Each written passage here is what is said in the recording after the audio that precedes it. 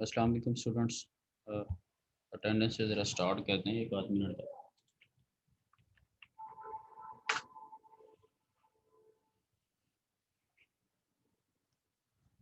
अच्छा, आप कोशिश क्या करें 8-10 तक ना सारे कर लिए करें ज्वाइन, 8-10 तक मैक्सिमम जो है वो। वैसे तो 8 o'clock है तो 8-5 तक।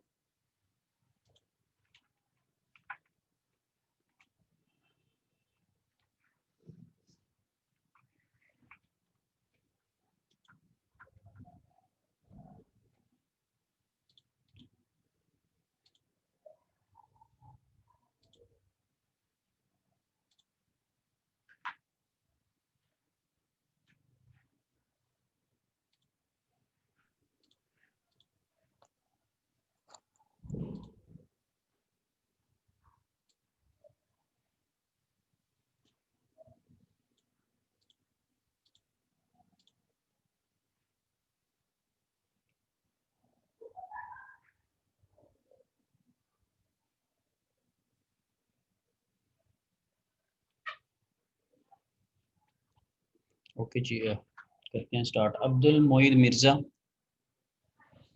Present sir. ठीक है। अब्दुल रहमान। Present sir. ठीक है। अब्दुल्ला जमशेद।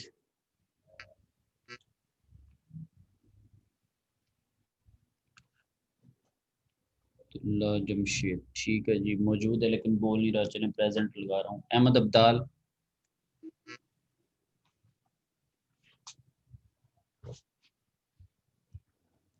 अहमद अब्दाल नहीं है।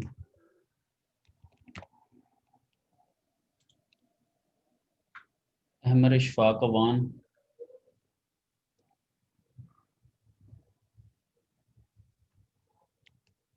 अहमद ने भी ज्वाइन नहीं किया।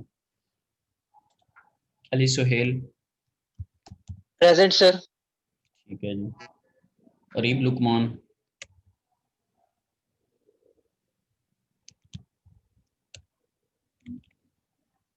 अरीब लुकमान नहीं है। दानिश कुदरतुल्लाह।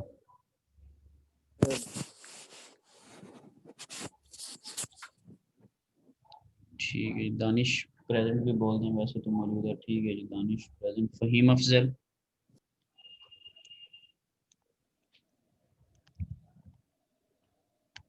फ़हीम फ़हीम अफजल नहीं।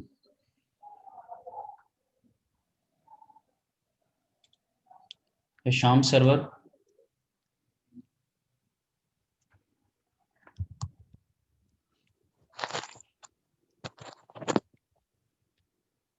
हिशाम सरवर भी नहीं है। हसन अली। Present sir. ठीक है जी। खुरम शहजाद। Yes sir. ठीक है। मोहम्मद अली हसन।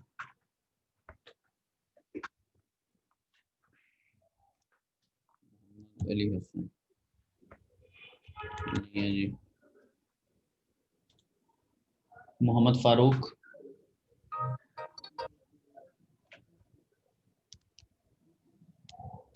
मोहम्मद फारूक भी नहीं है।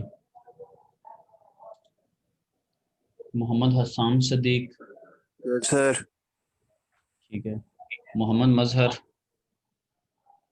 सर मैं प्रेजेंट हूँ और मेरी ना मीटिंग ज्वाइन नहीं हो रही सर, इधर से वेटिंग आप लिस्ट में आ रहा है। कौन है जो प्रेजेंट है? सर मजहर, मोहम्मद मजहर। आपको सही वाला लिंक ज्वाइन करें, ये ना हो कोई पुराना किसी और क्लास का लिंक ज्वाइन करके बैठे हो, टीचर ने स्टार्ट ना किया हो तो आप कह रहे हैं ज्वाइन नहीं हो एक मिनट सर। सर रही। मेरे मेरे अटेंडेंस लगा लें सर, मैं वैसे इधर से ऑनलाइन हो जाता हूँ दूसरी डिवाइस से। ठीक है, अटेंडेंस लगा देते हैं। ओके जी, मोहम्मद मजहर ठीक है जी। मोहम्मद शहरियार। Present sir. ठीक है। सर मैं लास्ट लेक्चर में भी आया था लेकिन वो मेरी एब्सेंट लगी हुई है। लास्ट लेक्चर में स्टेटिस्टिक्स देख लूंगा क्या सिनेरियो है। ठीक है। ओके और सर। अटेंडेंस बोलते टाइम बोली थी आपने या नहीं बोली थी, ये पहले मेक श्योर करें। अटेंडेंस जब लग रही तब बोली थी। सर वो थोड़ा लेट हो गया था मैं ज्वाइन करने में मीटिंग से। ठीक है। इस तरह कोई यानी कि कोई ना कोई टेक्निकल फ्लॉ है ना। चलें इसको देख लूंगा मैं बाद में। Thank you sir. अभी सो फॉर है कि आपकी एब्सेंट है तो उससे तो शॉर्ट अटेंडेंस नहीं होने लगी, बाकी आगे रेगुलर हैं, कोई इतना इशू नहीं। ठीक है, मोहम्मद उमर फारूक। Thank you. उमर फारूक नहीं है। उमर हयात।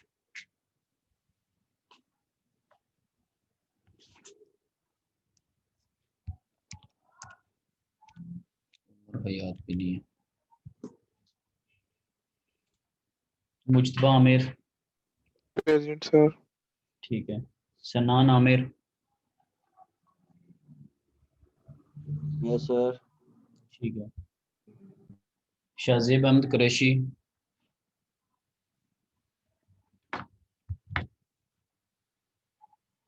शाहजेब अहमद कुरैशी नहीं है।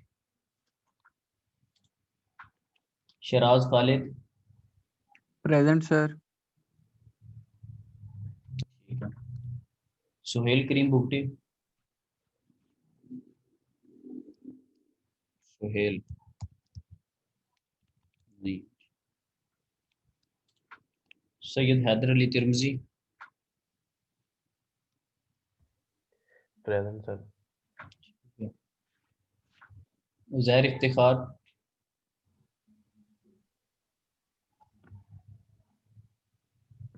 ठीक है, उजैर प्रेजेंट है। ठीक है जी, उजैर प्रेजेंट है। ओके जी, या Imran.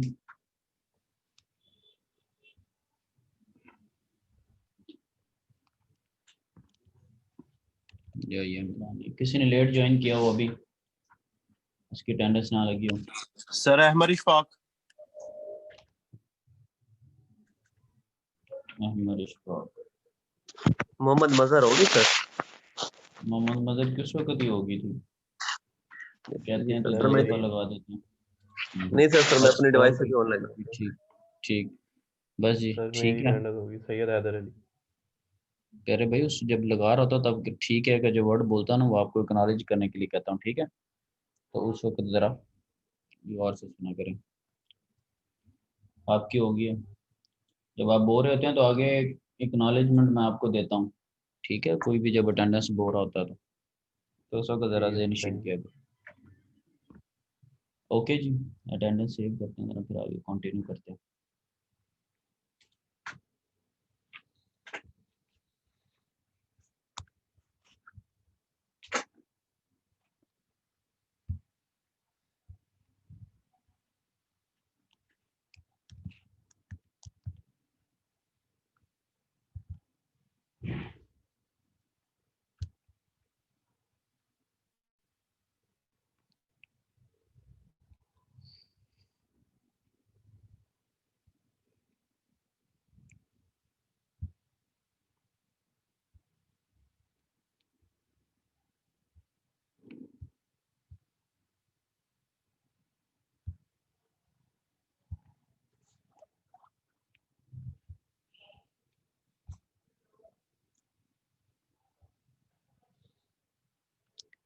Okay students, last time हम जो डिस्कस कर रहे थे वो हम देख रहे थे कि पीडीएफ के थ्रू, यानी कि प्रोबेबिलिटी डेंसिटी फंक्शन के थ्रू हम किस तरह से fraction of the time calculate कर सकते हैं, और फिर उसके साथ स्पीड को मल्टीप्लाई करने से किस तरह हम एवरेज स्पीड को कैलकुलेट कर सकते हैं। और ये कुछ इक्वेशंस थी जो कि लास्ट टाइम हम डिस्कस कर रहे थे, क्योंकि इसके पीछे मोटो क्या था। अगर किसी ने पिछला लेक्चर नहीं लिया तो 1-2 मिनट में मैं रिकॉल कर देता हूँ कि विंड की जो स्पीड है वो हर टाइम पे कांस्टेंट नहीं होती। कभी विंड की स्पीड लेट्स से 2 है, कभी 3 है, कभी 15, कभी 16 वेरी करती रहती है, और कभी विंड अवेलेबल नहीं भी होती। तो फिर हमने इन डिफरेंट टाइम्स के ऊपर देखा था कि किस टाइम के ऊपर क्या स्पीड है, और उसके अकॉर्डिंगली हमने डिस्क्रीट जो डिस्ट्रीब्यूशन थी, जो हिस्टोग्राम था, उसको स्टडी किया। फिर डिस्क्रीट के बाद हम कॉन्टिन्यूस में आए और उसमें हमने पीडीएफ को स्टडी किया, और फिर हम पीडीएफ के कुछ फार्मूलाज देख रहे थे। फॉर एग्जांपल ये भी इक्वेशन 7.38 हाईलाइट की हुई है आपके सामने, कि अगर प्रोबेबिलिटी जो है वो किसी दो विंड की स्पीड्स के दरमियान में अगर आ रही हो, पहले ग्राफ को देख लें। ये ग्राफ हम डिस्कस कर रहे थे। फॉर एग्जांपल V1 से V2 के दरमियान क्या प्रोबेबिलिटी है, तो हम इंटीग्रेट कर देंगे पीडीएफ के फंक्शन को, हम इंटीग्रेट कर देंगे, और अगर v1 से v2 में इंटरेस्टेड हैं तो उसकी लिमिट्स v1 से v2 लगा लेंगे। ओवरऑल अगर हम देखें पूरी कर्व को तो उसका टोटल का एरिया हमारे पास 1 होता है। सो प्रोबेबिलिटी हमने लिख दी एफ वी, ये वो फंक्शन होगा जो कि हम जिसको इंटीग्रेट करेंगे। आपको पता है जब भी आप इंटीग्रेशन करते हैं तो आपको कोई ना कोई फंक्शन चाहिए होता है जिसको आप इंटीग्रेट करते हैं with respect to some variable. तो यहाँ पर जो वेरिएबल है वो v है, v के रिस्पेक्ट से हमने उसको इंटीग्रेट करना है और लिमिट्स वो अप्लाई करेंगे जितने एरिया को हम एनालाइज करना चाहते हैं। तो अभी एट द मोमेंट जो उसका मैटर ऑफ डिस्कशन है वो v in between v1 and v2 है, तो लिमिट्स उसके अकॉर्डिंगली। लेकिन जब आप प्रोबेबिलिटी को देखेंगे कि 0 से लेकर इन्फिनिटी तक यानी कि पूरी कर्व को देख रहे हैं तो total area under the curve आपके पास 1 होता है। अगर आप 0 से लेकर इन्फिनिटी को देखें तो that will be equal to 1। ये ओवरऑल है और ये 7.38 किसी भी एक स्पेसिफिक इंटरवल पे था। ये लास्ट टाइम की हमारी डिस्कशन थी। सो अगर हमने देखना हो कि आवर्स पर ईयर के रिस्पेक्ट से तो हम क्या करेंगे कि हमारे पास 7.38 से या 7.39 इक्वेशन से आंसर तो पहले आ चुका होगा प्रोबेबिलिटी का, फ्रैक्शन का, यानी कि लेट से हमारे पास आंसर आएगा 30% का 0.3, 20% का 0.2, 10% का 0.1, इस तरह का हमारे पास आंसर होगा। तो जब आपने आवर्स कैलकुलेट करने होंगे कि एक साल के अंदर उसकी क्या फ्रैक्शन है, तो फिर आप 8760 से उसको मल्टीप्लाई करेंगे, यानी कि 8760 क्या होता है, ये एक साल के अंदर घंटे हैं, आवर्स पर ईयर होते हैं। तो ये हमारे पास सिनेरियो बिल्डअप हो जाएगा। और जैसे हम विंड हिस्टोग्राम में क्या करते थे कि हम टाइम को और स्पीड को मल्टीप्लाई करके चीज़ों को ऐड अप करते जाते थे और टोटल आवर से उसको डिवाइड कर देते थे, जो कि पिछली एग्जांपल आपको करवाई थी। हमारे पास एक ग्राफ बना हुआ था, उसके बाद हमने एक टेबल डिज़ाइन किया पिछली एग्जांपल के अंदर, लास्ट लेक्चर के अंदर। तो यहाँ पर वही काम करने के लिए हमारे पास ये formula v into F V D V. इसमें एफ वी है, पी डी एफ है, जिसको आप इंटीग्रेट करेंगे, v साथ में मल्टीप्लाई होगा, जो लिमिट है दैट इज़ 0 टू इन्फिनिटी। और आपको पता है कि हमारे पास जो फॉर्मूला होता है पावर का, power in the wind that is 1/2 density area into speed का क्यूब। तो उसमें सिंपल स्पीड नहीं होती, स्पीड का क्यूब होता है। तो हम नेक्स्ट हमारा स्टेप ये होगा कि हम स्पीड का क्यूब देखें। तो इसी तरह जहाँ पर स्पीड होगी वहाँ पर क्यूब आ जाएगा, राइट। सो ये हम इक्वेशन यूज़ कर सकते हैं। अब इसमें सबसे जो इम्पोर्टेंट चीज़ है वो ये है कि आपको अगर एफ वी दिया होगा तो आप इंटीग्रेट करेंगे। F V that is a function, P D F एक प्रोबेबिलिटी जो है ना वो उसका फंक्शन है हमारे पास। अगर गिवन होगा तब आप चीज़ों को आगे कंटिन्यू कर सकते हैं। सो वेबुल अब नेक्स्ट में इसी ज़रूरत को महसूस करते हुए वेबुल ने जो हमें प्रोबेबिलिटी डेंसिटी फंक्शन दिया था, क्योंकि अगर आपके पास प्रोबेबिलिटी डेंसिटी फंक्शन मौजूद नहीं है तो वेबुल के अकॉर्डिंगली अब ये किस सेंस में हमें मिल रहा है, क्योंकि हमें कहीं ना कहीं से स्टार्ट चीज़ों को करना है, कोई ना कोई फंक्शन लेना है, कोई ना कोई स्टार्टिंग पॉइंट को लेके चलना है। तो ये बाद में इस टॉपिक के थ्रू भी देखेंगे कि ये कितना क्लोज टू द रियलिटी है। So a quite general expression that is often used as the starting point for characterizing the statistics of wind speed is called the Weibull density probability density function. So हम ये Weibull PDF को use करेंगे। अब उसका function हमारे पास लिखा हुआ k/c, v/c k-1 exponential minus v/c k। अब इसमें जो v है उसका हमें आइडिया है कि वो हमारे पास स्पीड होती है, एक्सपोनेंशियल का हमें पता है कि ई होता है हमारे पास। अब इसमें जो चीज़ें जिनका हमें नहीं पता दैट इज़ के एंड सी, राइट।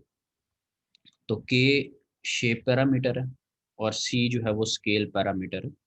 तो अभी ये नेक्स्ट में भी देखते हैं कि ये शेप पैरामीटर को अगर हम चेंज करते हैं तो हमारे पास क्या डिफरेंस आता है कर्व के ऊपर। तो सबसे पहले तो ये हमें पता चला कि ये के और सी है क्या, लेकिन अभी हम इनकी डिस्क्रिप्शन में नहीं गए। तो जो स्केल पैरामीटर है उसको वो फिक्स ही c is equal to 8 use कर। अच्छा एक और चीज़ है, जब हम इस टॉपिक को पढ़ लेंगे, अभी पढ़ाने का मकसद ये कि हमने इसकी सारी चीज़ों को अंडरस्टैंड करना है। फिर एट दी एंड जो फार्मूलाज जिनको हमने न्यूमेरिकल में यूज़ करना होगा वो भी आपको बताऊंगा और न्यूमेरिकल हम करेंगे भी। लेकिन थ्रू आउट डिस्कशन में जितनी भी चीज़ें होंगी वो मैं आपको बताऊंगा अंडरस्टैंडिंग के लिए, लेकिन वो इस तरह से नहीं है कि आपने सारी यानी कि याद करनी है या उस सेंस में। तो बेजार होके नहीं लेक्चर को सुनना, प्रॉपर देखना है कि क्या क्या कॉन्सेप्ट्स चल रहे हैं।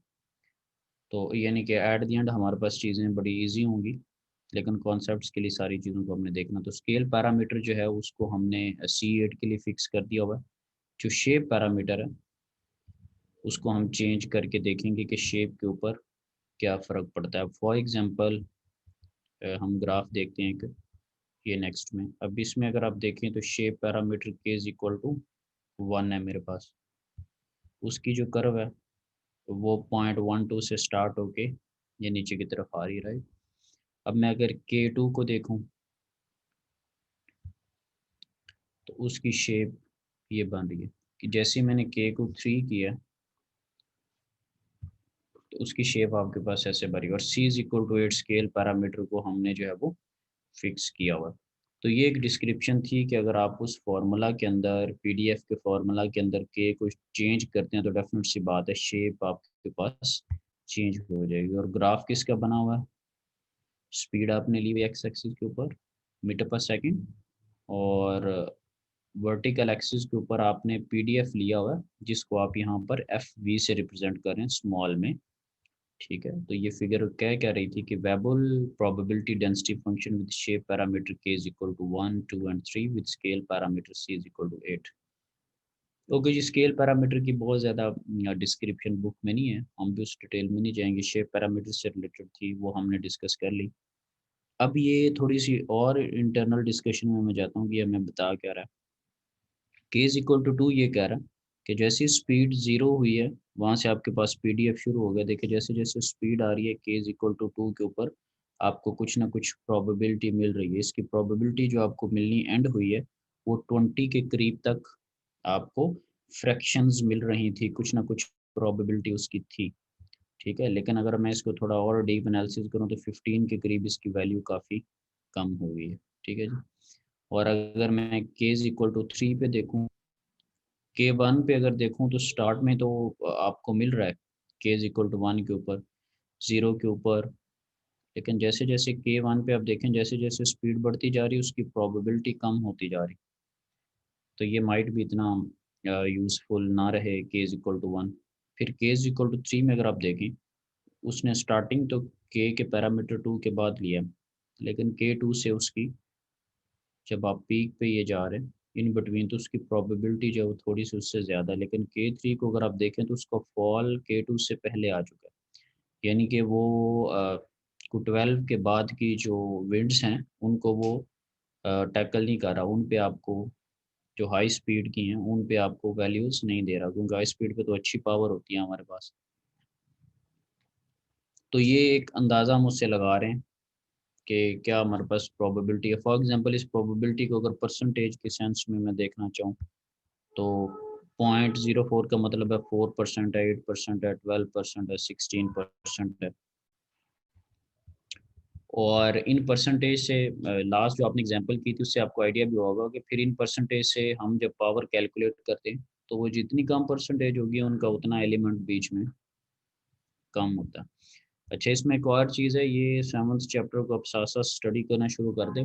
मैंने किसी एक दिन आपको ईमेल करनी है और उससे नेक्स्ट लेक्चर में मैंने आपका क्विज़ ले लेना, तो लिहाजा ये इसको साथ साथ स्टडी करना शुरू कर दें। जब मैं अनाउंसमेंट करूँगा तो फिर मैंने सारी चीज़ों को मैनेज करके अनाउंसमेंट करनी है, तो फिर मैं कोई चीज़ आगे पीछे नहीं करूँगा। ठीक है, और मेरे से आप कोर्स अभी पढ़ रहे हैं, कोई आगे भी कोई पढ़ें या कुछ भी हो तो साथ साथ प्रिपेयर किया करें। ये नहीं है कि आपको हफ्ता 2 हफ्ते का टाइम दिया जाए कि आप प्रिपेयर कर लें। ठीक है, क्योंकि एक तो साथ साथ पढ़ने से थोड़ी क्लास पार्टिसिपेशन भी होती है, और जो आप काम करते हैं वो काम ठीक नहीं है कि आखिरी दिन पढ़ लिया और फिर टीचर जो है वो ब्लाइंडली लेक्चर डिलीवर करता रहता है, क्लास पार्टिसिपेशन ज़ीरो होती है। जब पढ़ाई नहीं है तो पता ही नहीं होता कि पिछली बात क्या कर रहा है, और लेक्चर हमेशा फ्यूचर और पास्ट से रिलेट करना पड़ता है। ठीक है ना, कोई बात आई पिछले का हवाला दिया वो पता नहीं है, अगले का पता होना नहीं है, तो ऐसे लेक्चर जो है ना वो डिलीवर ना तो ठीक से समझ आती और ना ठीक से डिलीवर होता। तो कम्युनिकेशन टू वे होनी चाहिए, ना कि सिंगल वे कम्युनिकेशन होनी चाहिए। तो इसकी प्रिपरेशन स्टार्ट कर दें। ठीक है, मैं इसकी क्विज़ की अनाउंसमेंट की आप लोगों को मेल करूंगा, वो साफ ज़रा शॉर्ट नोटिस होगा। तो मीनवाइल आपको प्रिपरेशन इसकी जो है वो स्टार्ट कर दें। यहाँ पर उसने यही जो बातें मैंने आपको की हैं, उसने आपको अगर किसी ने स्टडी करना हो तो यहाँ पर यही वर्डिंग के सेंस में एज अ नोट्स उसने बताया हुआ कि for k is equal to 2 the wind blows fairly consistently, but there are periods during which the wind blow much harder than the more typical speeds bunched near the peak of the PDF। ये जो peak है उसको discuss कर रहा है। For k is equal to 3 को इसी तरह डिस्कस कर रहा है, ठीक है। और फिर एक को जो है वो बेस्ट कंसिडर कर रहा है, k इज इक्वल टू 2 को, ठीक है, क्योंकि ये हायर विंड स्पीड पे भी आपको वैल्यू देती रहती है और मोर लाइकली 0 के करीब इसकी फ्रैक्शन जो है वो स्टार्ट हो चुकी है, ठीक है। सो ये हमारे पास वैसे एक ओवरव्यू था कि शेप पैरामीटर्स को हम यानी कि एनालाइज कैसे करते हैं, ये उसके बारे में डिस्क्रिप्शन थी जिस पे मैंने एक शॉर्ट कमेंट किया। तो वापस उसी फॉर्मूला को हम देखते हैं। ये हमारे पास फॉर्मूला था वेबल पीडीएफ का, F V is equal to K by C, ये सारा लिखा हुआ है। इक्वेशन 7.43 की बात करो। अब इसी फॉर्मूला के अंदर अगर मैं k को स्पेसिफाई कर दूं, यानी कि k की एक मैं कांस्टेंट वैल्यू ले लूं, फॉर एग्जांपल अगर मैं k जो है उसको मैं 2 कंसीडर कर लूं, when the shape parameter k is equal to 2 the PDF is given its own name. जो ही आपने k को स्पेसिफाई किया 2, उसी फॉर्मूला को जिसको आप वेबल पीडीएफ कह रहे थे उसको आप रिले पीडीएफ कहना शुरू कर दें, रिले प्रोबेबिलिटी डेंसिटी फंक्शन। तो अक्सर जब न्यूमेरिकल किया करेंगे तो लिखा भी होगा रिले स्टैटिस्टिक्स, ठीक है। उसका मतलब ये है कि ये वाला फॉर्मूला हमने यूज करके, अब ये आया कैसे, ये जो ऊपर इक्वेशन है इसमें k की वैल्यू को हमने 2 रख के इसको लिख दिया। ओके जी, ये काम हमने कर दिया। अब हमारे पास वही जो प्रीवियस फॉर्मूला था जहां से हम स्टार्ट हमने लिया था कि v जो एवरेज होती है दैट इज 0 टू इन्फिनिटी और v into F V D V, ये वो फॉर्मूला था जहां से हमने स्टार्ट लिया था, जो कि एवरेज स्पीड का फॉर्मूला था, ठीक है, बिल्कुल जनरल। अब इस एवरेज स्पीड के फॉर्मूला में हमने क्या करना है कि हमने इसमें एफ वी सब्सिट्यूट करना है। अगर तो हम 7.4 को सब्सिट्यूट कर देते हैं तो that will be the Rayleigh PDF.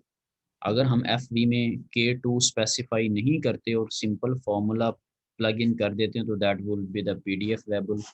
तो हमने चीज़ों को थोड़ा सिंप्लीफाई करने के लिए रिले पीडीएफ को हम यूज़ करें और साथ में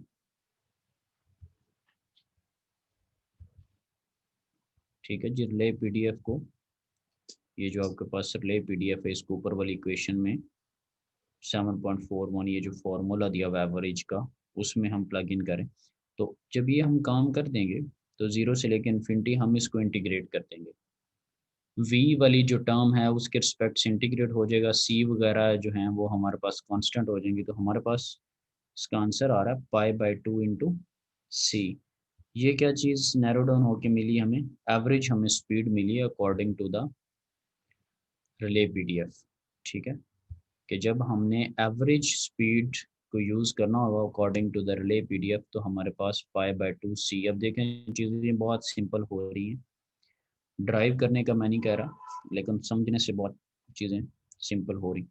अब इसमें एक हमारे जहन में चीज़ आती है क्योंकि आपने k को जो है वो स्पेसिफाई कर दिया k2, तो डिफरेंट शेप पैरामीटर्स के लिए डिफरेंट बिहेवियर होता है। तो इसका क्वेश्चन के ऊपर या आंसर के ऊपर एक इम्पैक्ट तो पड़ेगा, इससे क्वेश्चन इससे आंसर ठीक आता है या नहीं आता। तो अब थोड़ा सा देखना ये है कि k को 2 रखने से चीज़ें किस हद तक इफ़ेक्ट होती हैं, तो उसको थोड़ा देख लेते हैं कि k को चूँकि आपने 2 रखा है तो फिर कैलकुलेशंस के थ्रू, जॉनसन्स की स्टडी के थ्रू देखा गया कि ये जो आप 2 वैल्यू रखते हैं ये एक्चुअली वर्चुअली ये अगर k 1.5 से लेके 4 तक वेरी करता है तो k2 की जो अजम्पशंस हैं वो काफ़ी एक्यूरेट रहती हैं।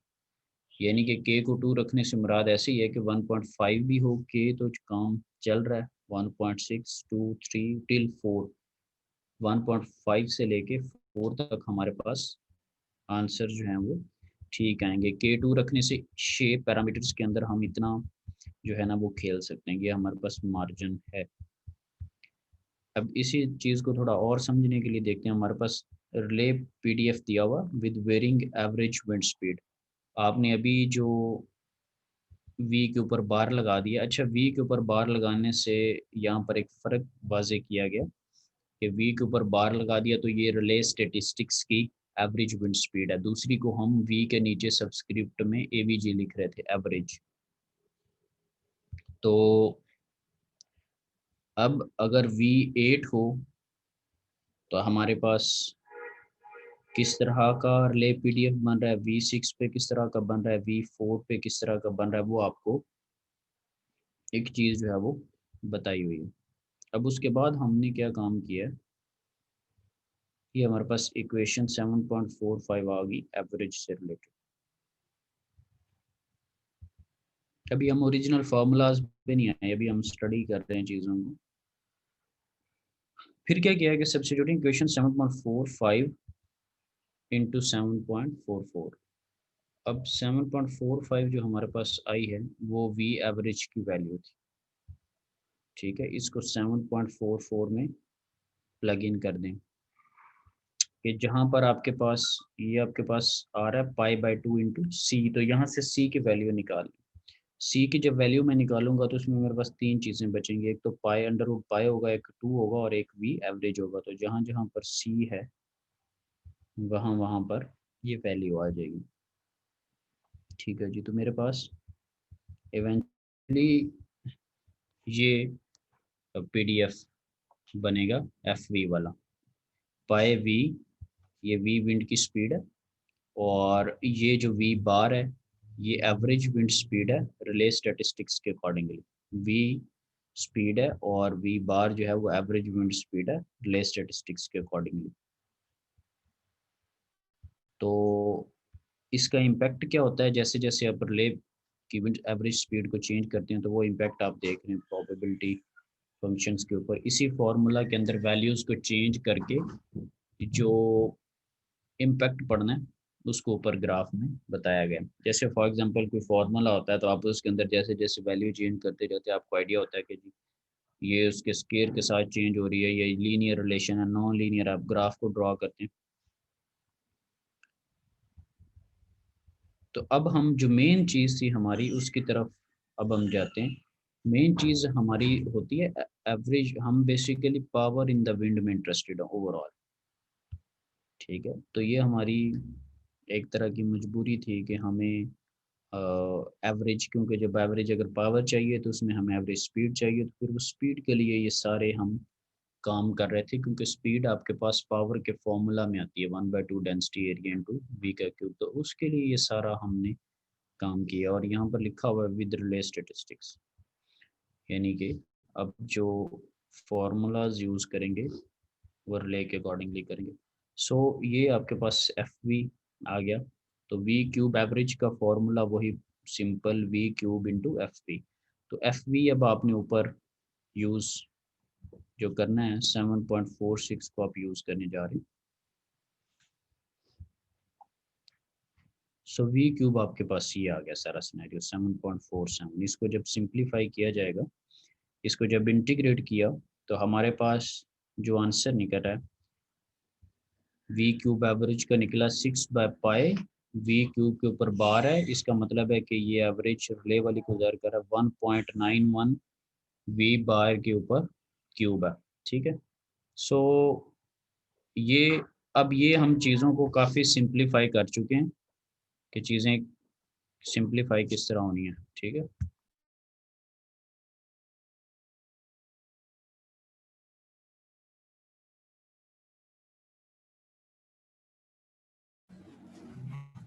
तो अब इनको ज़रा देखते हैं कि हमने आगे फर्दर कैसे यूज़ करना है।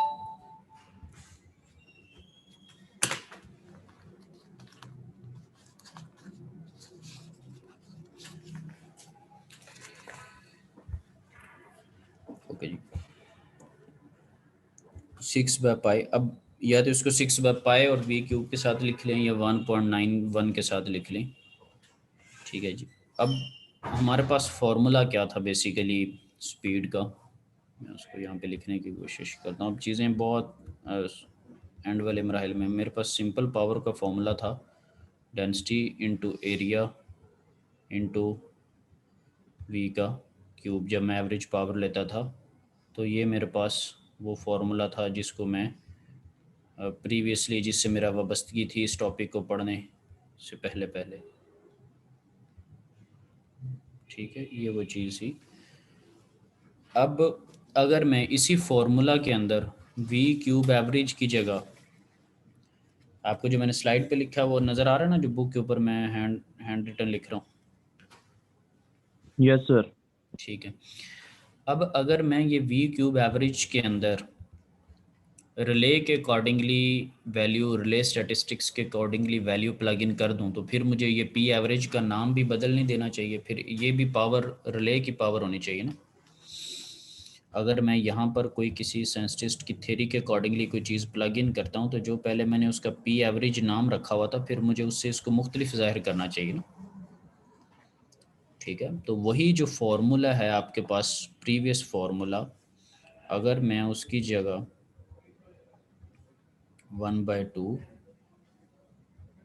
डेंसिटी इंटू एरिया, ठीक है, और ये v क्यूब की जगह मैं लिखने लगा हूँ 1.9 और इनटू v के ऊपर बार है कि ये रिले के अकॉर्डिंगली मैं प्लग इन कर रहा हूँ। ये अगर मैं चीज़ लिख देता हूँ तो इसका मतलब है कि मुझे ये जो p एवरेज मैंने पहले लिखा है उस पर भी मैं अब कोई ऐसी चीज़ लगाऊँ ताकि मुझे पता चल जाए कि ये मैंने स्पीड की जगह रिले स्टेटिस्टिक्स के अकॉर्डिंगली चेंजेस कर दी। तो p के ऊपर मैंने बार लगा के डिफ्रेंशिएट कर दिया।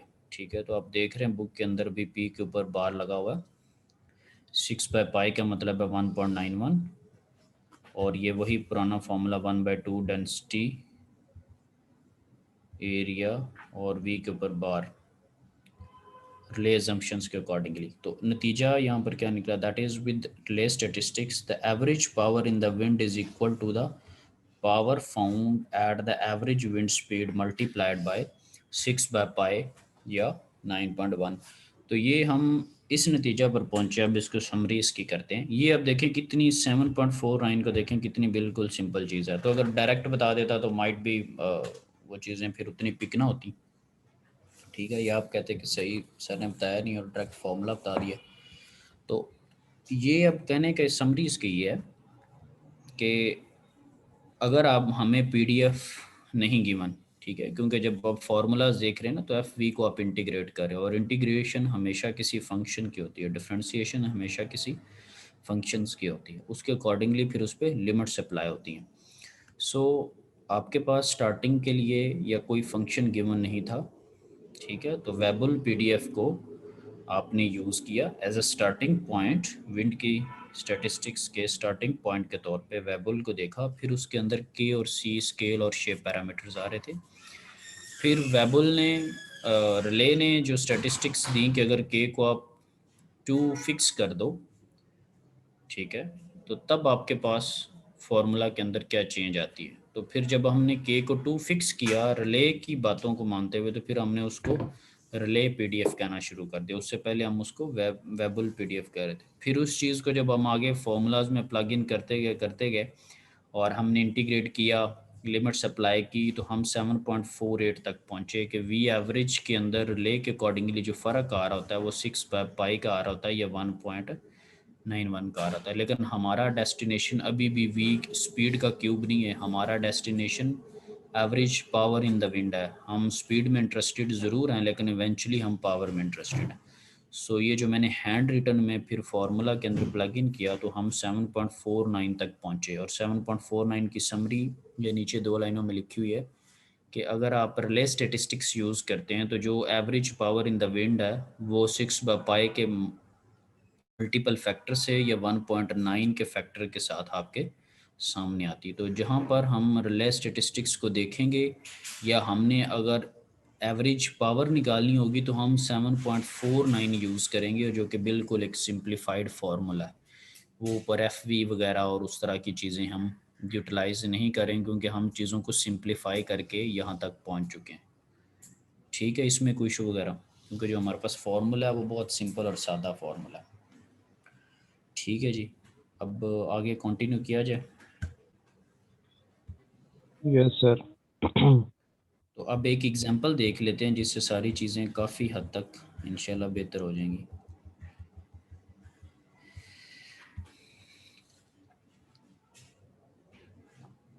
इसमें क्या है कि 10 मीटर हाई अनीमोमीटर, 10 मीटर की हाइट के ऊपर अनीमोमीटर लगा हुआ, जो कि विंड की डायरेक्शन को और विंड की स्पीड को कैलकुलेट करने में हमारी हेल्प करता है।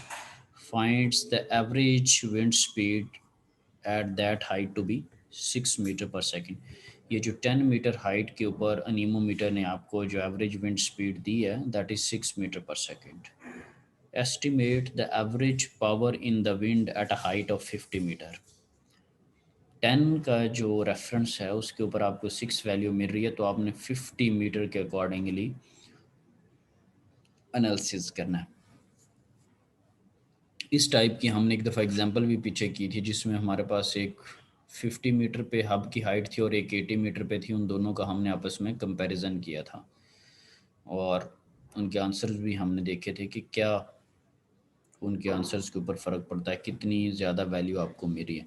ओके जी, अज्यूम रिले स्टेटिस्टिक्स, ये देखें, ये अब उस टॉपिक को इंक्लूड करने की कोशिश कर रहा है जो कि हमने ये इक्वेशन 7.49 स्टडी की हुई। बात समझ रहे? अज्यूम रिले स्टेटिस्टिक्स, इसकी इतनी बात करने से ये जो पिछला अभी मैंने आज का लेक्चर जितना शुरू किया है, ये 30-35 मिनट जो लगाए हैं, ये अज्यूम रिले स्टेटिस्टिक्स, ये क्या बातें हो रही। assume relay statistics, a standard friction coefficient alpha is equal to 1.7.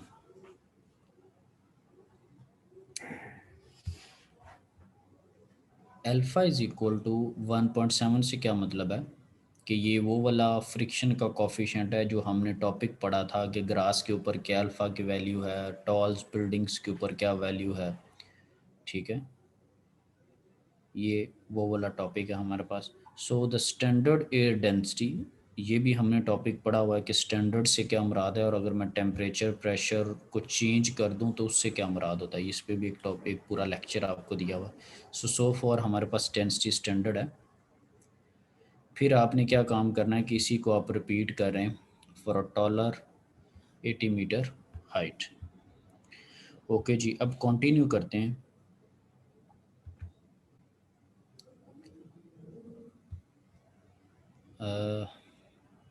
हमारे पास एनालिसिस जो हमने करना है वो 50 मीटर हाइट के ऊपर उसने कहा एनालिसिस करो, एस्टिमेट द एवरेज पावर। सो हम सबसे पहले क्या काम करते हैं कि जब आपने एवरेज पावर को 50 मीटर की हाइट के ऊपर एस्टिमेट करना है, तो ये तो आपको हाइट दी हुई है, और हम जिस चीज़ से अंदाज़ा लगाते हैं वो आपके पास क्या होती है, स्पीड। स्पीड होगी तो फार्मूला में मैं यूज़ करूँगा ना, यहाँ पर स्पीड देने की बजाय मेरे पास हाइट की वन है। पहले मुझे कुछ थोड़ा सा ऐसा काम करना चाहिए कि मुझे स्पीड का पता चल जाए 50 मीटर की हाइट के ऊपर, तो वो मेरे पास फार्मूला मौजूद है। ये प्रीवियस फार्मूला हमने प्रीवियस लेक्चर्स के अंदर पढ़ा हुआ है, जिसमें होता था, यानी कि ये बनता है V50/V10 is equal to H50/H10 की अल्फ़ा। तो V10 आप इस तरफ ले गए। ठीक है, ये पहले हम फार्मूला पढ़ चुके हैं और इस पर न्यूमेरिकल भी कर चुके हैं। 50 की आपको हाइट गिवन है, 10 की भी आपको हाइट गिवन है, और 10 के ऊपर आपको स्पीड भी गिवन है, और अल्फ़ा जो फ्रिक्शन कोफिशिएंट है वो भी आपको गिवन है। तो बड़ा आसानी से हमने 7.55 metre per second speed calculate कर ली 50 मीटर हाइट के ऊपर, क्योंकि अगर ये स्पीड ना होती तो हम पावर नहीं निकाल सकते थे, क्योंकि स्पीड पावर के फॉर्मूला में यूज़ होती। सो अब पावर को फाइंड आउट करते हैं। ठीक है जी, पावर को अब फाइंड आउट करें 6/पाई इंटू, क्योंकि रिले स्टेटिस्टिक्स आप यूज़ करें। ठीक है जी, 6/पाई या 1.91 इंटू ये अभी जो इक्वेशन 7.49 ऊपर हमने ड्राइव की है, 6 बाय पाई कर दिया, 1/2 इंटू डेंसिटी है, और ये वो स्पीड है जो कि अभी आपने 50 मीटर के अकॉर्डिंगली कैलकुलेट की थी। तो दैट इज़ 504 वाट पर मीटर स्क्वायर। एक यूनिट एरिया के अंदर आपको 504 वाट जो है वो पावर मिल रही है। ठीक है, क्योंकि ये यूनिट एरिया कैसे बन गया, आपने एरिया जो है उसकी वैल्यू को प्लग इन नहीं किया, आप एरिया को आपने क्या कर दिया, एरिया को पावर से डिवाइड कर दिया।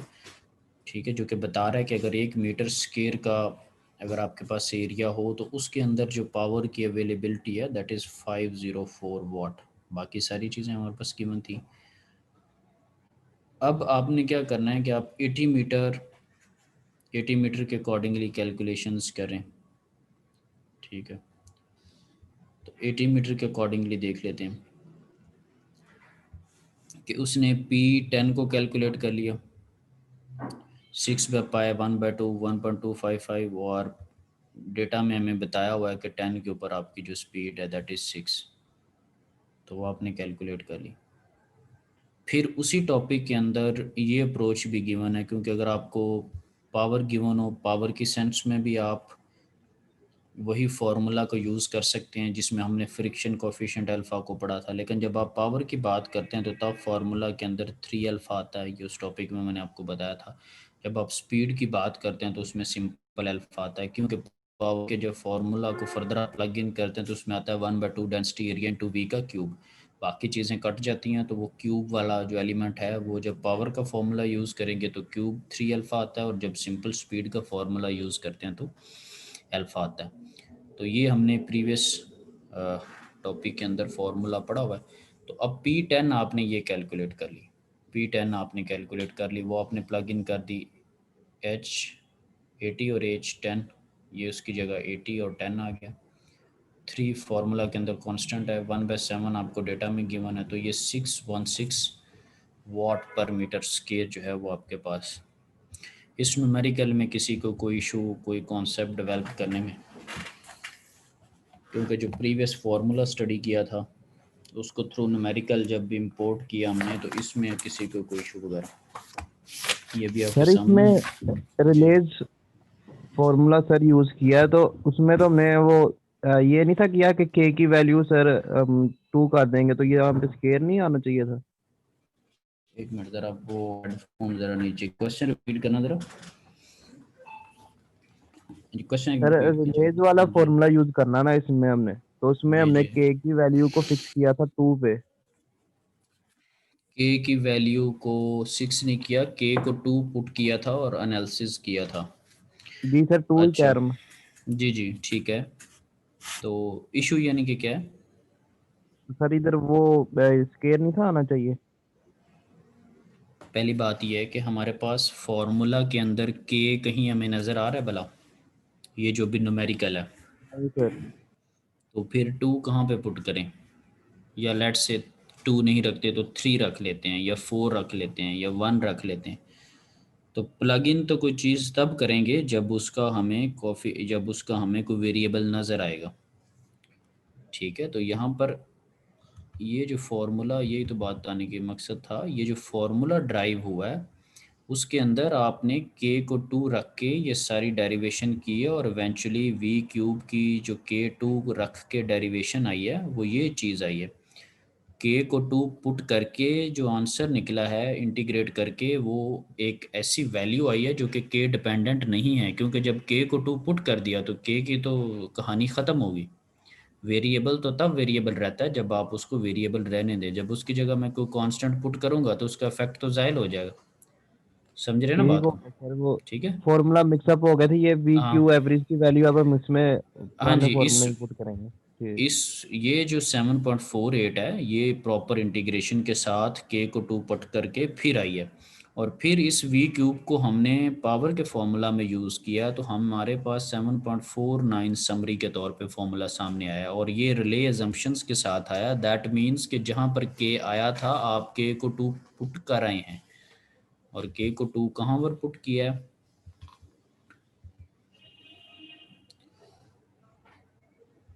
ये के यहाँ पर ही गायब हो गया, और ये किस में से गायब हुआ है? ये इस वेबुल पे 7.43 के अंदर जब आपने k की जगह ये 2 पुट किया तो k का इफेक्ट ख़त्म हो गया। अब नई एक इक्वेशन बनी है 7.44 जो कि k को 2 पुट करने के बाद बनी है 7.44। अब देखें यहाँ पे k2 ख़त्म हो चुका है, क्यों? क्योंकि उसकी जगह 2 आ चुका है। तो यहाँ पर k का इफेक्ट आपको इसके ऑनवर्ड ख़त्म होता हुआ नज़र आ जाएगा, क्यों? क्योंकि आप उसको 2 ले चुके हैं। फिर हमारी कैलकुलेशंस चलती रही जैसे जैसे मैं आपको बताता रहा, और इवेंचुअली जो हम नतीजे पे पहुंचे वो 7.49 है, including the k is equal to 2। ठीक है, और जी कोई शुरू कर।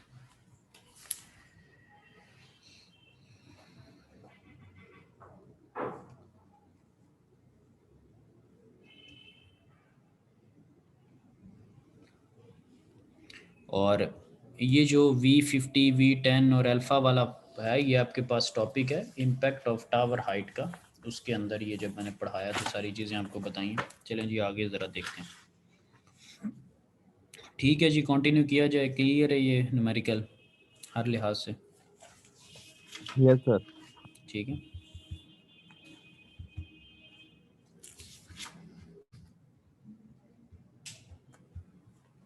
तो ये रिले के अकॉर्डिंगली उसने विंड स्पीड और पीडीएफ का बनाया भी हुआ आपके पास।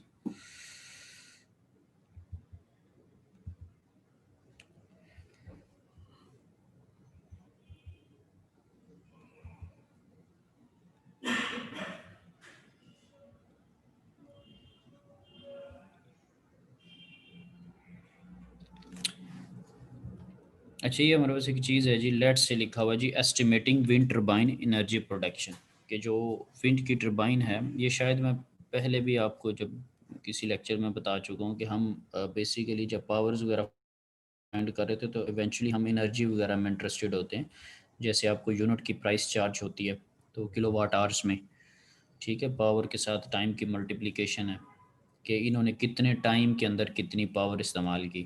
तो इवेंचुअली हम एनर्जी में इंटरेस्टेड होते हैं। फिर जब डिमांड एंड सप्लाई आपको आती है कि ये जी इतनी इतनी लोड शेडिंग है, इतना फॉल है इलेक्ट्रिसिटी का और इतनी डिमांड है, इतनी हम प्रोडक्शन करें, तो वो एनर्जी की सेंस में हमें हमारे पास जो पावर है उसको कोट मोस्टली किया जा रहा होता है। तो अगर अभी हम देखेंगे, हम अगर कहीं पे विंड टर्बाइन इंस्टॉल करते हैं तो हम देखेंगे कि एनुअली हमारे पास क्या उसकी प्रोडक्शन है, उसका लेट से पे बैक ईयर क्या है, कब तक वो आपको रेवेन्यू जनरेट करके वापस कर देगी, इस तरह की सारी चीज़ों में। तो अब थोड़ा सा और इसमें अगर आप ऐड अप करूँ तो आपने देखा होगा कि एक ख़ास स्पीड पे जाके टर्बाइन चलती है जिसको आप कट इन स्पीड कहते हैं, उससे पहले टर्बाइन नहीं चल रही होती। ऐसे ही है ना?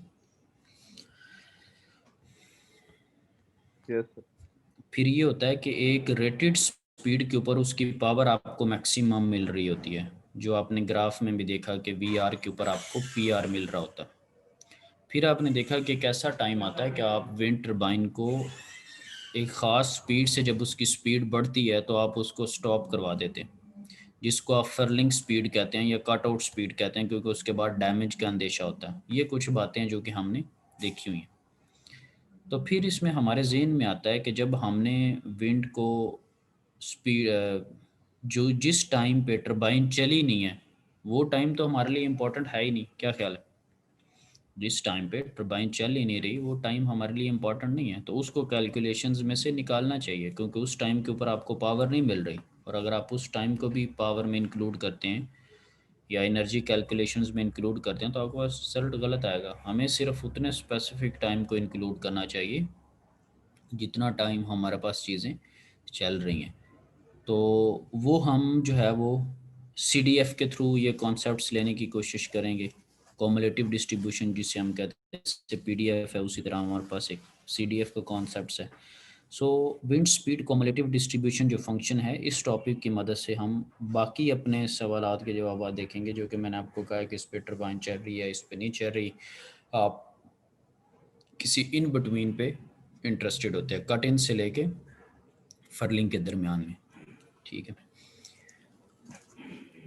तो अब इसको ज़रा, इस पैराग्राफ को ज़रा स्टडी करते हैं हम सारे मिलके कि इसमें हमारे पास इस टॉपिक से रिलेटेड क्या इन्फॉर्मेशन है हमारी मोटिवेशन के लिए, कि क्यों हम इसको देख रहे हैं। Let's have a quick look, इसको ज़रा स्टडी करें।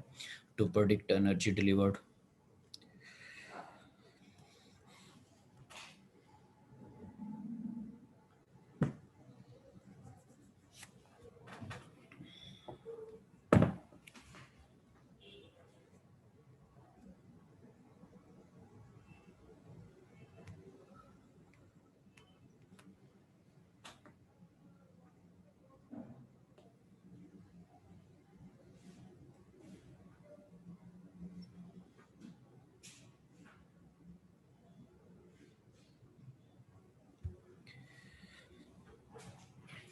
तो जो मैंने आपको चीज़ बताई है पावर कर्व की, क्योंकि हमें पता है कि किसी एक स्पेसिफिक टाइम के लिए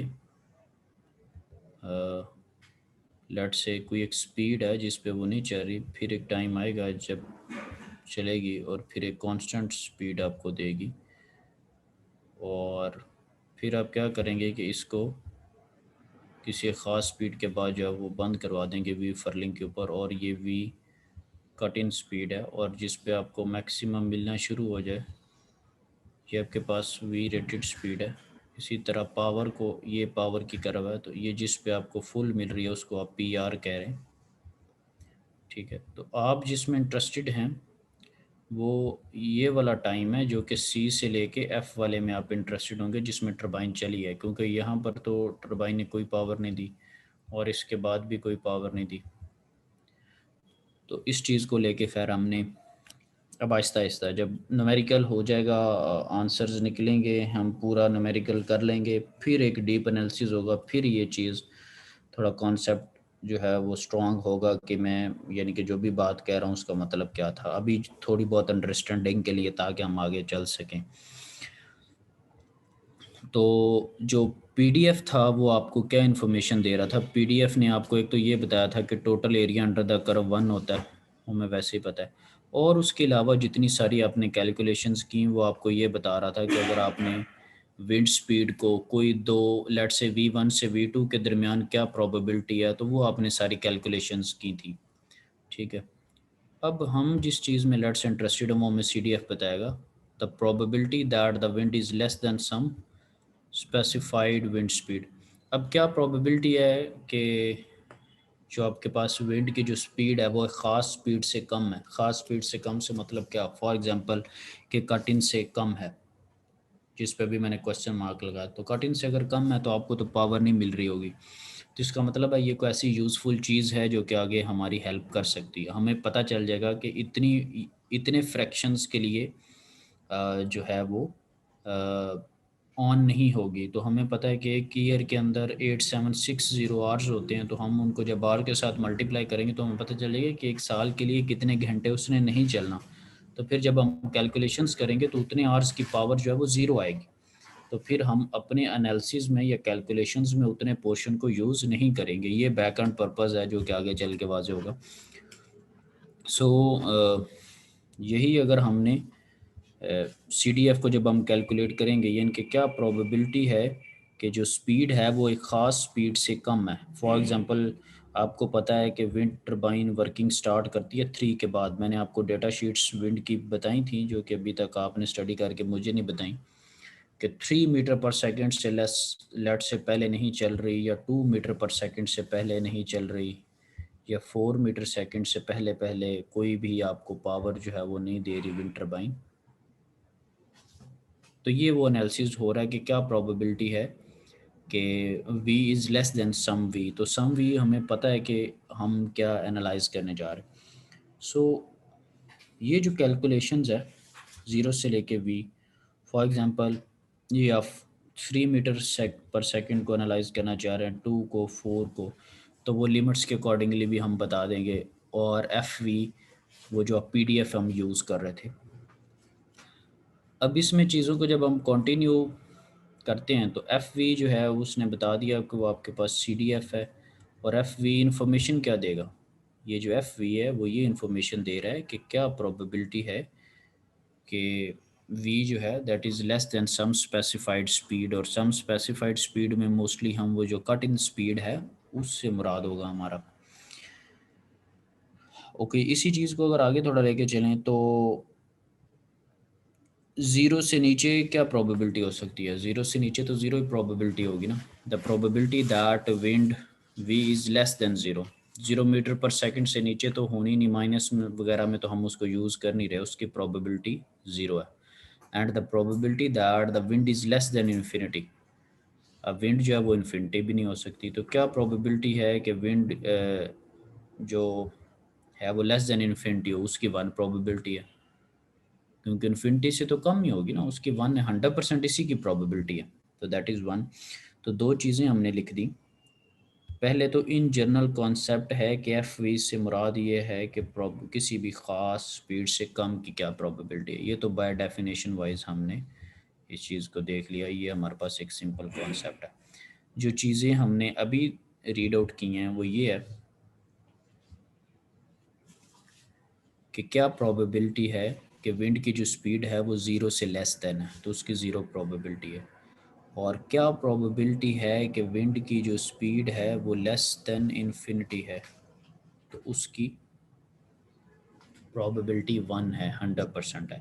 इन दो चीज़ों को आगे हमने कहीं यूटिलाइज़ करना है, क्योंकि ये एक जनरल कॉन्सेप्ट्स हैं। फॉर एग्जांपल जैसे हम कहते हैं कि total area under the curve is equal to 1, वो बिल्कुल एक सिंपल कॉन्सेप्ट है हमारे पास। तो इन चीज़ों को हम आगे कहीं यूटिलाइज़ कर सकते हैं, और कैसे करना है वो थोड़ी सी मैंने आपको डिस्क्रिप्शन बता दी। अब देखते हैं कि नेक्स्ट में हमारे पास क्या चीज़ अवेलेबल है। ये भी अभी टॉपिक स्टार्ट हो रहा है, जैसे हमने रिले का टॉपिक पढ़ा और बिल्कुल सिंपल सी चीज़ें हमारे सामने आई, इसके भी जो एंड रिजल्ट्स हैं वो बहुत सिंपल और बड़े इम्पॉर्टेंट होंगे। तो ये हमारे पास एफ वी था, ठीक है जी, वेबुल डिस्ट्रीब्यूशन के अकॉर्डिंगली, ठीक है, क्योंकि आप देख रहे हैं अभी के इसमें मौजूद है, तो जैसे ही के को 2 कर देंगे ये रिले स्टेटिस्टिक्स बन जाएगी। तो वेबुल स्टैटिस्टिक्स के अकॉर्डिंगली ये आपके पास एफ वी आ गया। तो अब हमारे पास जो कैप्स में एफ वी है, अच्छा दो चीज़ों में फ़र्क रखना है, कैपिटल एफ का मतलब है सी डी एफ और स्मॉल का मतलब है P D F. So F V वैसे हमें क्या बताता है, एफ वी हमें बाय डेफिनेशन बताता है कि probability V less than is equal to V, कि क्या प्रोबेबिलिटी है कि विंड की जो वी है that is less than the V, ठीक है, और लेस देन वी को हम कोई स्पेसिफाई कर लेंगे।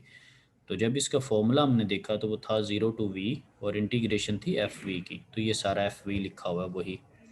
तो जब आपने इसको फिर चूँकि ये थोड़ी डिफ़िकल्ट थी इसकी इंटीग्रेशन, तो आपने क्या काम किया, वही इंटीग्रेशंस वगैरह में जो आप टेक्निक्स यूज़ करते हैं, आपने एक्स को ये रख लिया, सपोज कर लिया कि v by C is equal to K, ये आपके पास x है, जैसे वहाँ पर आप वेरिएबल्स के अकॉर्डिंगली सपोजिशन करते थे। फिर इसी में आपने dx कैलकुलेट कर लिया जो कि ये बन गया। तो जब आपने इसको सिंपल किया तो एफ वी आपके पास आ रहा था, ई सब्सिट्यूशन कर दी ना, इंटीग्रेशन बाय सब्सिट्यूशन जो मेथड पढ़े में।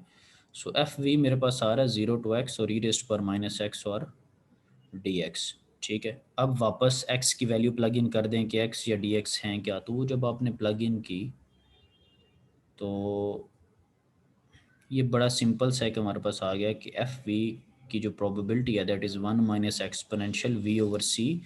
सी आपके पास वो स्केल पैरामीटर जो है वो हो सकता है, या सी आप जो प्रीवियस आपने कैलकुलेशंस की थी, हमने अभी पिछली जो थ्योरी में प्रूव किया था कि c is equal to 2v bar divided by pi, ये भी प्लग इन हम कर सकते हैं। के स्केल पैरामीटर हम उसको 2 ले लेंगे तो हमारे पास रिले बन जाएगा। तो जैसे ही आपने ये वैल्यू प्लग इन की आपके पास बन गया 1 minus exponential pi by 4v over v और 2, और ये v बार क्या है, ये वो एवरेज है अकॉर्डिंग टू द रिले, और ये वो है जो कि क्वेश्चन में जिस पे वो एनालिसिस आपको करवाएगा, ठीक है। बाकी कोई इसमें चीज़ ऐसी नहीं बची जिसका हमें आइडिया ना हो। अब इसको आगे लेके चलते हैं, चीज़ें ज़रा सिंप्लीफाई होती है। अच्छा, ये तो प्रोबेबिलिटी थी कि क्या प्रोबेबिलिटी है कि वो लेस देन है किसी एक चीज़ से, तो अब क्या प्रोबेबिलिटी है कि वो एक ख़ास स्पीड से ज़्यादा है। अब मुझे ये बताएं, मैं तो चले आपको बता दूंगा कि ये इस ख़ास स्पीड से ज़्यादा में क्यों इंटरेस्टेड है। इसको पावर कर्व के साथ कंपैरिजन करें, कोई कॉन्सेप्ट मिलता है। इसका तो मैंने आपको बताया ना कि कट इन स्पीड से कम पे टरबाइन आपकी चलनी नहीं है, तो इसलिए इंटरेस्टेड है व्हील लेस देन में। कट इन स्पीड से रिलेटेड मैंने आपको बताया इसका, ठीक है, कि कट इन स्पीड में इंटरेस्टेड होता है क्योंकि इससे कम स्पीड पे उसने चलना नहीं है। तो ये एक ख़ास स्पीड से ज़्यादा पे क्यों इंटरेस्टेड है कि क्या प्रोबेबिलिटी है कि वी की जो स्पीड है वो एक ख़ास स्पीड से ज़्यादा है, फॉर एग्जांपल 20 से ज़्यादा है, ठीक है। तो ये इसमें क्यों इंटरेस्टेड है, कोई आइडिया हो रहा है क्या, सर क्यों ये दिलचस्प? फर्लिंग स्पीड के हिसाब से कि बिल्कुल ठीक कितना बात है, बिल्कुल सही बात है कि फर्लिंग के बाद तो इसने चलना नहीं है, तो ये उसमें भी ज़रा इंटरेस्टेड लग रहा है, ठीक है। डेफिनेट सी बात है, इंटरेस्ट होना भी चाहिए। तो ये फाइंड आउट आप कैसे करेंगे, बिल्कुल सिंपल सी बात है कि टोटल का तो आपको पता है कि 1 है, ठीक है, समझ लगी ना बात की। टोटल आपको पता है कि 1 है, तो उससे किसी भी स्पेसिफाइड स्पीड से कम वाला आप माइनस कर दें, ठीक है। फॉर एग्जांपल ये 1 - 20, ये 1 - 20 इस तरह नहीं आना, ये मैं वैसे एक बात कर रहा हूँ। सपोज ओवरऑल 1 है, तो 20 तक जो इफेक्ट था उसको अगर आप 1 से माइनस कर दें तो आपको रिमेनिंग 80 का इफेक्ट मिल नहीं जाएगा, 80% रिमेनिंग का इफेक्ट। तो आपको पता चल जाएगा एक तरह का कि 20 से ज़्यादा या 25 से ज़्यादा क्या स्पीड है। तो उसका सिंपल सा क्या हल है कि 1 माइनस प्रोबेबिलिटी, जिसको आप ऑलरेडी जिसका फॉर्मूला आपके पास मौजूद है, ये वाला, ये 7 पॉइंट, ठीक है, 56, और ये क्या बन जाएगा 1 माइनस एफ वी। अब इस एफ वी के अंदर आपको प्रॉपर पता होगा कि आप क्या कर रहे हैं। जब हमने न्यूमेरिकल करना है ना, तो ये चीज़ें ज़रा क्लियर हो जाएंगी। यानी कि टोटल 1 है और उसमें से किसी स्पेसिफिक पॉइंट से लेस वाली माइनस कर दें तो खुद ही ज़्यादा वाली मिल जाएगी। तो ये भी यूज़फुल है, ये भी यूज़फुल है, इनको हमने आगे यूज़ करना है 7.56 और 57 को।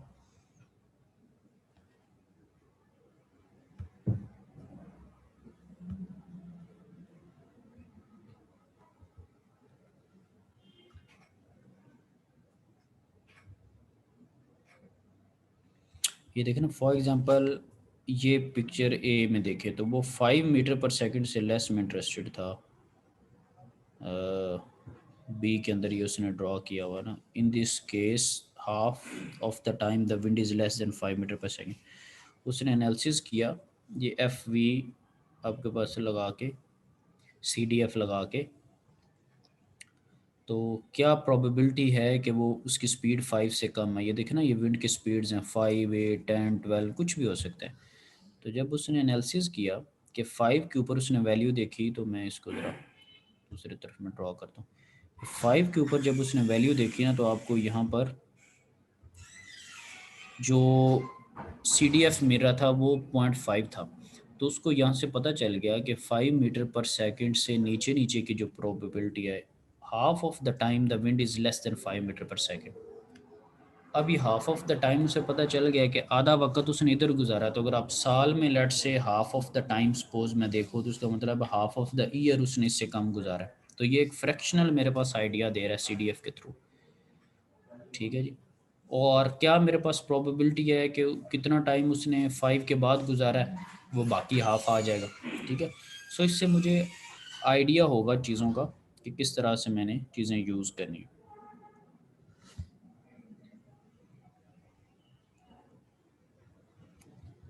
वही जो ऊपर हमने फॉर्मूला पढ़ा था 1 माइनस एफ वी वाला, उसमें आप वैल्यूज़ प्लग इन कर दें। ये जो हमने फॉर्मूला देखा है 1 माइनस एफ वी वाला, तो इसमें आप एफ वी की वैल्यू लगाएं, ये 7.56। तो अब मेरे पास जो फार्मूला है ना, प्रोबेबिलिटी ज़्यादा की क्या फार्मूला है, वो मेरे पास 7.59 आया, ठीक है। और इसी तरह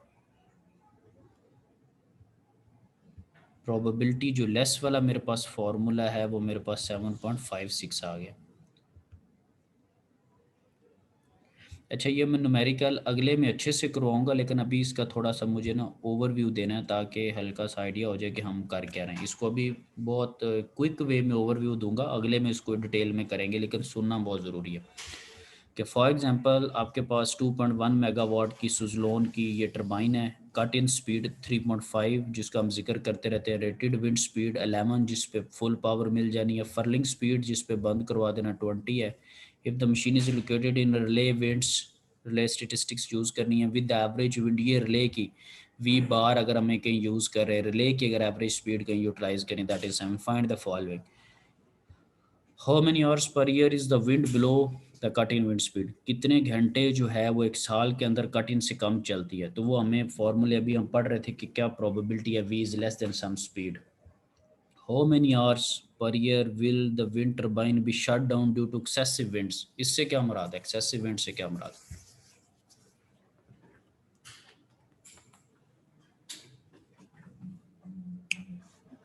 फर्लिंग सर स्पीड की वही बात कर, फर्लिंग स्पीड ही आएगी। फर्लिंग स्पीड की बात करें, ठीक है। अब how many kilowatt hours per year will be generated when the machine is running at rated power, rated power के ऊपर अगर वो जब चल रही होगी तो कितने किलोवाट आवर्स आपको देगी। अब इसमें कट इन का हिस्सा नहीं आएगा, फर्लिंग का हिस्सा नहीं आएगा, ठीक है जी। If the turbine in these winds has an overall capacity factor of 38%, what fraction of its annual energy delivered, देखें ना जब आप मेगा लेवल पे इंटरेस्टेड होते हैं, अभी एनर्जी पे कमेंट कर रहा था, will be provided by the winds below the 11 meter rated wind speed से कम पे वो इंटरेस्टेड है। तो बस इसको थोड़ा देख रहे हैं हम कि हमने करना क्या है। ओके जी, आपको कहना है कि प्रॉपर ठीक से समझाऊंगा, बस ओवरव्यू ले रहे। पार्ट ए में देखिए कि वो ये देखें, अब वही जिसको आप कहते होते थे ना कि v less than some specified v, तो वो v क्या बन गया, v less than v cut in, क्योंकि उसने वहाँ पर जिक्र किया था कि how many hours the wind speed is less than the cut in, तो वो आपको पता है कि less than the cut in, cut in उसने डेटा में बताया हुआ 3.5। तो अब आप गौर तलब बात ये है कि वी सी जहाँ पर आएगा, यानी कि जहाँ पर बड़े वाला v था, वो वाला v जिस पे आप एनालिसिस करना चाहते हैं, फॉर्मूला में वी सी नहीं होता,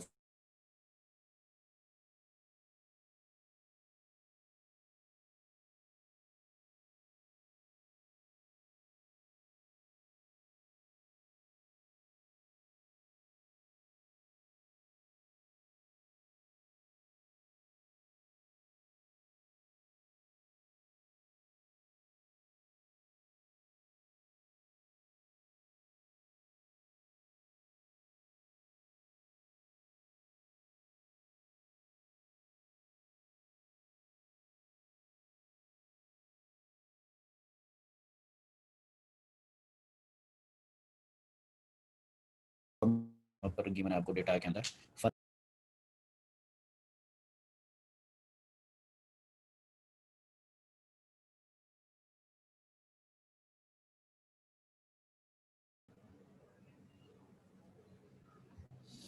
ठीक है, सो यहाँ से हमें आइडिया हो चुका है कि इतने आवर्स वो नहीं चले। जब आप बात करेंगे कि एक्सेसिव विंड की वजह से बंद हुई है, तो वो देखें v greater than V F, उसके लिए आप वो वाला फॉर्मूला लगाएंगे जो कि आपने v ग्रेटर देन के लिए फाइंड आउट किया हुआ, तो वो सर आपने आपकी लगा दिया। स्क्रीन शेयर नहीं हो रही है। अच्छा,